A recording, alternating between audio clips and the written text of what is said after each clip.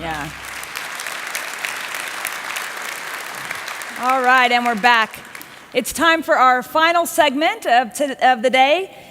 Hey, Jeff. Yeah. How many different cooking and food-related TV shows do you think they're on? Well, I only watch the ones where the chefs scream and yell and throw things, so I'm going to guess 100 maybe? I don't know. It seems like a lot. Yeah. Well, actually, you're way low. Really? According to my friend and trusted advisor, Siri, when I asked her this, she said there are more than 300 cooking shows. Can you believe that? 300. It's almost ridiculous, you know? No, it's beyond ridiculous. Yeah. Well, that fact did not stop my next guest from jumping into the fray. And my producer said that he's got something different for us. I'm really curious about what this is. Please welcome the head of Le Dossier Institute of Culinary Excellence, Mr. Eric Varness.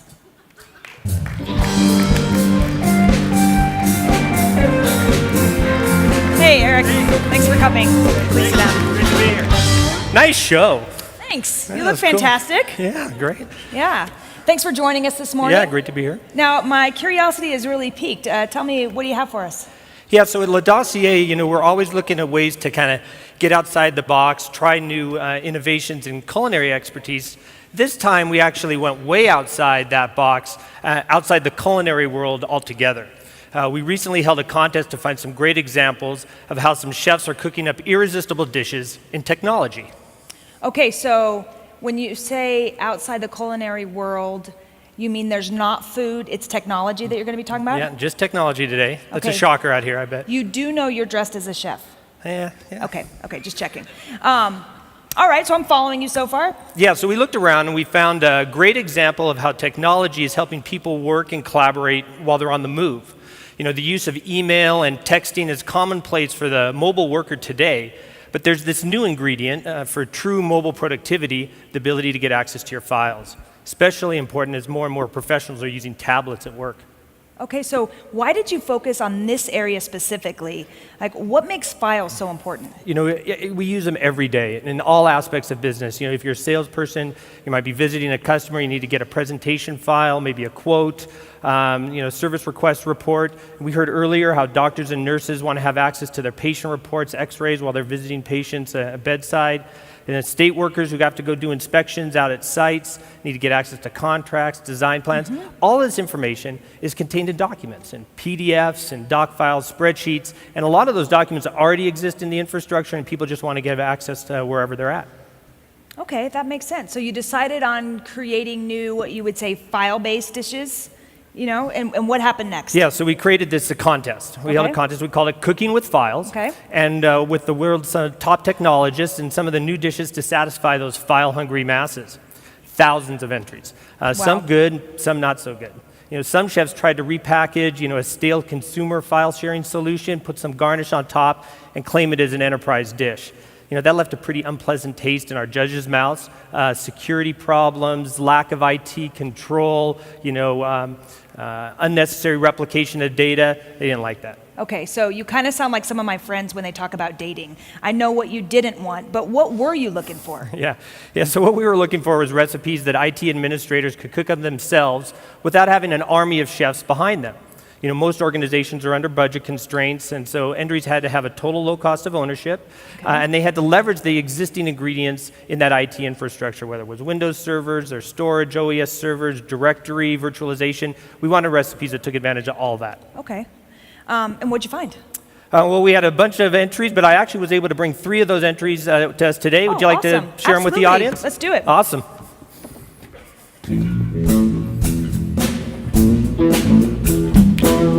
Hey, you look nice. Well, welcome, gentlemen. You look fantastic. But the question is, can you cook? So Eric, you want to get us started? Yeah, so let me take a minute first and introduce our 3 chefs here. First, with some great low-country file cooking, our southern chef, David Condry. Next, we'll also have some top-notch mountain cooking from Tom Sears. And finally, all the way from Stockholm with a little Scandinavian taste, Richard Lindstedt.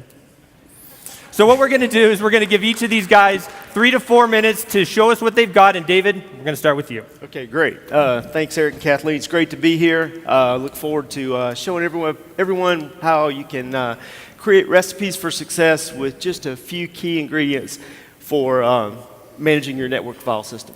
Yeah, I know, David, you're out talking to customers a lot about storage issues, storage management. What's a common thing you hear? Well, probably the most common offhand comment I get is, we really don't understand what we have out there. So maybe I'm missing something, but that feels a little vague to me. Like, what do they mean by that? Yeah, I don't disagree, Kathleen. Basically, when you dig down into it, people are really concerned with one or maybe both of these key areas. What types of files they have out there, Okay. how they're owned, how they're aging. Okay. And then secondly, the security behind the file system. Who has access to what? Okay, that makes sense. Well, I guess. Wait, am I just want, sorry, I'm a little slow. I want to make sure I'm following. Is this the same kind of problem that it just gets worse and worse the more it grows because of data complexity? Yeah, exactly. I mean, everybody is really driven and motivated by security these days. So, there's compliance and data governance requirements put on everybody, even more than just a few years ago. But even if you've had a network file system that's been out there for some time and it's been growing, especially one where proactive data management really hasn't been at the forefront, these can be really daunting challenges to overcome. Okay. Hey, Richard, those challenges, that's really what got our judges' attention. It was something they didn't see very often in many of the entries. Can you show us a little bit of how you address those? Yeah, absolutely. So I could spend a good bit of time really talking about Novell Storage Manager 4.0, which we just shipped a few weeks ago. Congrats. Yeah, thanks. But I only have a limited amount of time, so I'm going to focus on Novell File Reporter 2.5, which we also shipped just a few weeks ago. Congrats again. All right. So as we're looking here at Novell File Reporter 2.5's console, we have the ability to create lots of different kinds of reports that are built in, whether it's looking at data from an ownership perspective, or again looking at how that data is aging out. And I think it's really important to understand that this is a driver not only from a volume or even a server perspective, but you have to be able to do this across the enterprise. So you're really looking at aggregate reporting across millions and millions of files simultaneously. So that's one area where we really excel. But another area where we excel is looking at security. So we have quite a few built-in security reports. I want to kind of highlight these two here. First of all, there's permissions by path. So if you have the need to really look at a particular area within the file system and produce that report for the auditor that says, I need a list of anybody that can access this and how that access is derived, then we can provide that for you. Or the inverse, which is permissions by identity. So we want to look at it from that identity perspective, because everything's driven by identity and role. We want to say, give me a list of everything that this particular person can access on the network. So I have a sample report here where we've done that actually across directory services infrastructures. For this particular person, ACOX, we have an AD and EDIR identity report. So here we're able to see not only the direct access, but also indirect access to everything that she can access on the network. Similarly, within the AD infrastructure, we see the similar results here within that AD and NTFS syntax. Now, one of the main things that we wanted to do with NFR 2.5 was expand the scope, and that means put power in the hands of the people running the product. So the built-in reports are great, but we want to basically give you the freedom to create your own recipes. And so we have this new concept called Custom Query. So Custom Query allows you to directly access the database, selecting the data that you want, connecting it in a way that makes sense for you, but then most importantly, presenting it in a way that makes sense for you using the end-user report designer, again, that's new in NFR 2.5. So this really, truly is a recipe in terms of taking the data that you want and putting it in the format that you want to get the result that you want. And it's so much of a recipe, we actually call it that. So we're creating a community that allows customers to not only pull things from the recipe book, but also contribute. So when you pull a recipe that you like, or maybe it's kind of close, you can tweak it to meet your needs and maybe contribute it back to the community. Now, Here's an example of one of these reports. It's a mashup of quota information on all the collaborative storage areas within this scope. So here we're able to see the quota information, a graphic that we pull in terms of this speedometer here, and the security assignments that are made there. So this is just an example of one that we did for a customer. Now, the other key area that we want to drive forward in is in data analytics. Data analytics is a big term, out in the industry today. What we want to do is take that power again and put it in the hands of the users to be able to really drive around and dig around in the data and produce results that they want so that they can eventually take action against it. We have 2 deliverables in NFR 2.5 within the analytics pieces. It's going to be a big push for us in the future. The first of these is a pivot table. So within this pivot table, you're able to actually directly connect to the database and, based on a scan, pull data from a target and then maybe look at it from an owner perspective and graph that. So you're actually slicing and dicing data. We have the ability to display data in quite a variety of formats from a graphical standpoint.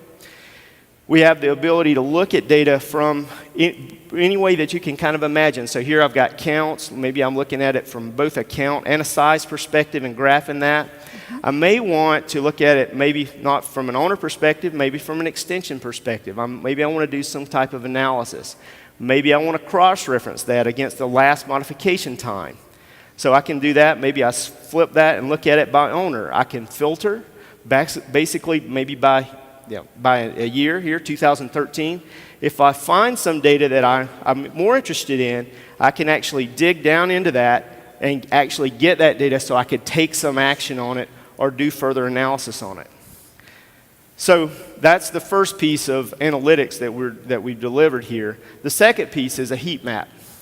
Now, this is a little bit tough to take in at first, but once you start working with a heat map, it starts to make sense. So we can actually show data as it relates to the size of the files and the structure of the file system, and we can actually look at data from a visual perspective, and look at hundreds of thousands or even millions of files simultaneously to draw conclusions and then take action. So as we dig down here, we can kind of dig down maybe into this groups area here.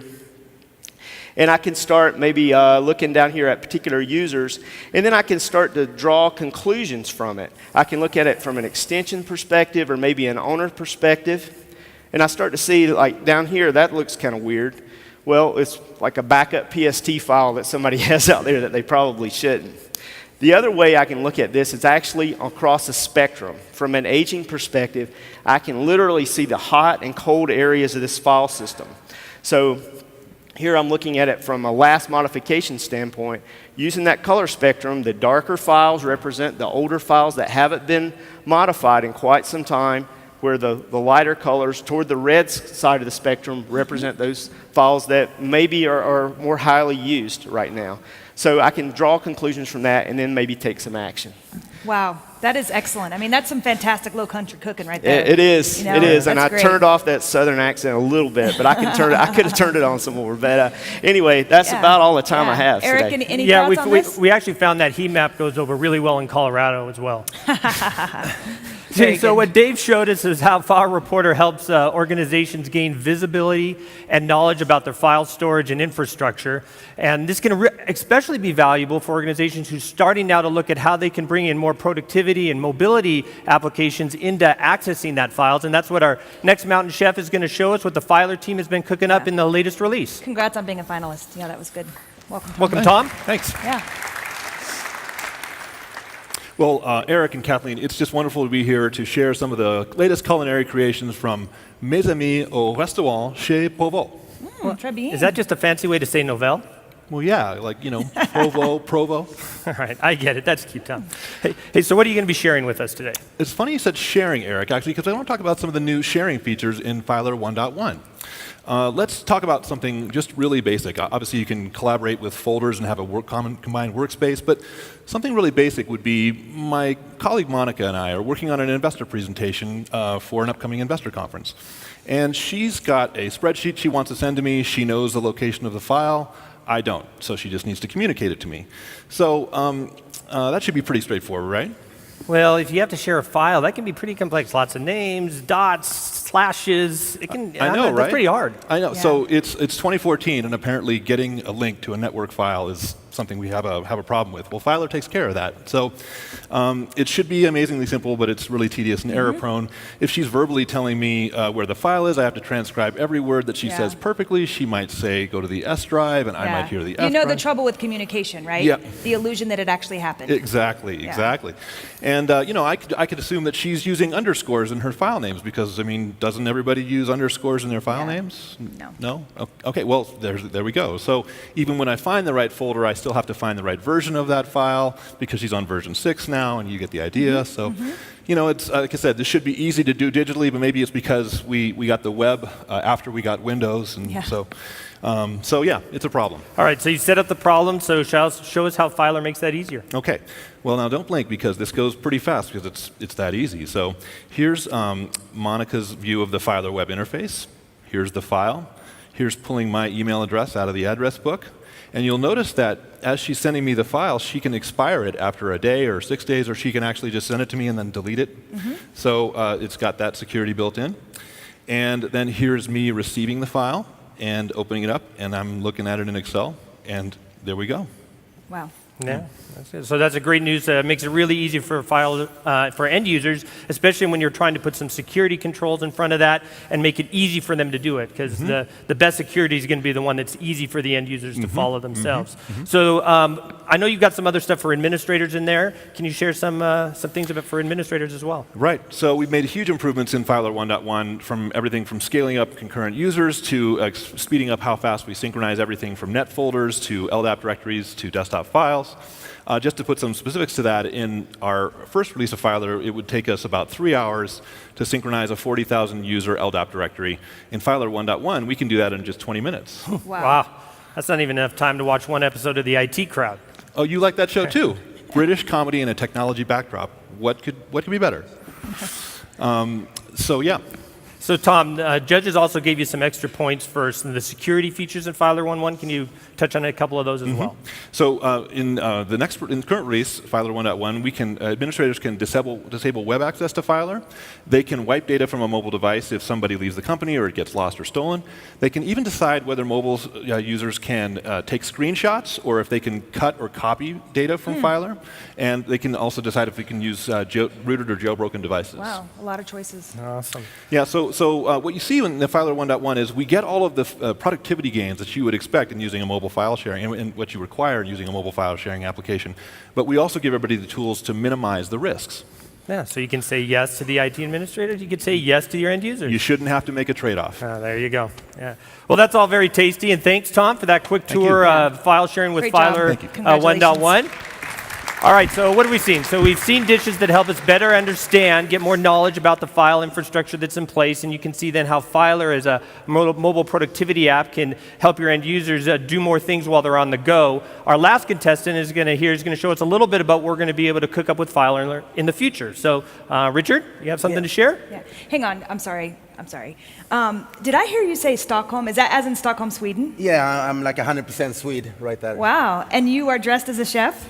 Yeah. I mean, come on, guys. Did anybody else put that together? I'm a little slow here. Yeah, check it out. Oh, no. Yeah, sorry, bud.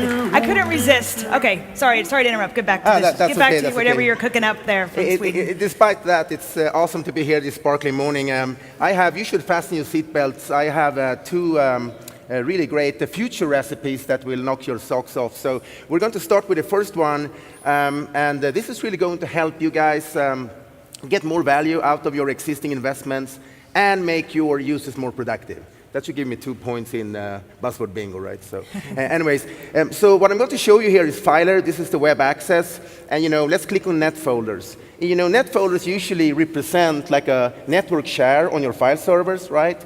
Today I'm going to show you a net folder, which is somewhat special. So let's click on this guy here, root dev documents. And you see some folders and a couple of files, right? And you would think, what is this guy talking about? Nothing special here. Well, let me tell you, these files and folders that you're looking at right here, they are in SharePoint. You like that?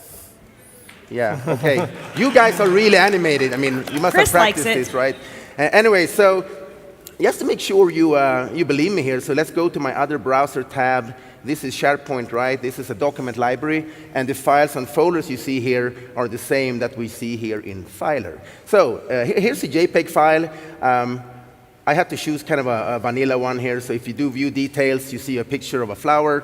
It gets streamed straight off the SharePoint server. Now, I can use all the Filer features with these items in SharePoint, and we're actually making SharePoint better. As an example, I can do external sharing. That's not something you can easily do with the on-premise SharePoint. So.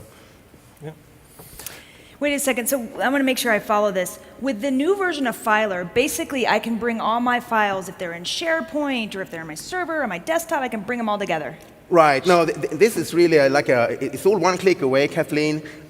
You know, many customers have both SharePoint and files stored on file servers. This will just make it, you know, like a one access for all the users to get to all that stuff. Nice. Now I'm looking at you and thinking it's like a plate of Swedish meatballs. I mean, just tasty. Right. Yeah. That's a good dish. That's a good dish. I guess. All right, I'm sorry. Let's get back to the file sync and share issues. I'm just excited about that.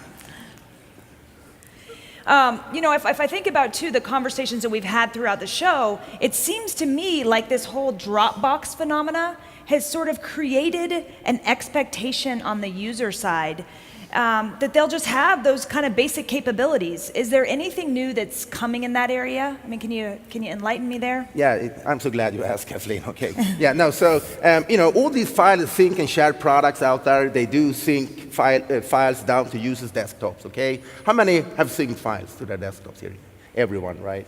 Now, that's all okay. I mean, if you start from scratch, you add a few files a week, you know, family photos, you know, a few folders, that's okay. But in an enterprise environment, you guys have millions of files, right? How many of you have millions of files that you need to give the users access to, right? So in that case, you can't really sync all those files down to every user's desktop, Yeah. right? It isn't practical. Not realistic, yeah. So hence, we have been cooking on a new desktop client here at Novell, and I'm going to show it Better to you. than the Swedish meatballs? Well, actually, the previous recipe was the meatballs. Maybe this would be the lingonberries on top of that, Okay. right? So here's my Windows desktop, and I want to make sure you see my Filer agent running here. I just installed this client. I have not synced anything, okay? So nothing is downloaded to this desktop. Let's go to Windows Explorer and click on Filer here. So you see these familiar Filer folders. It would be fair to assume that if I go into net folders, nothing would be there, right? Because I haven't synced it down. So let's click on net folders. Here. Boom. Oh, look at that, right? All the folders are there. Nothing synced. Okay, it gets better than Careful. this.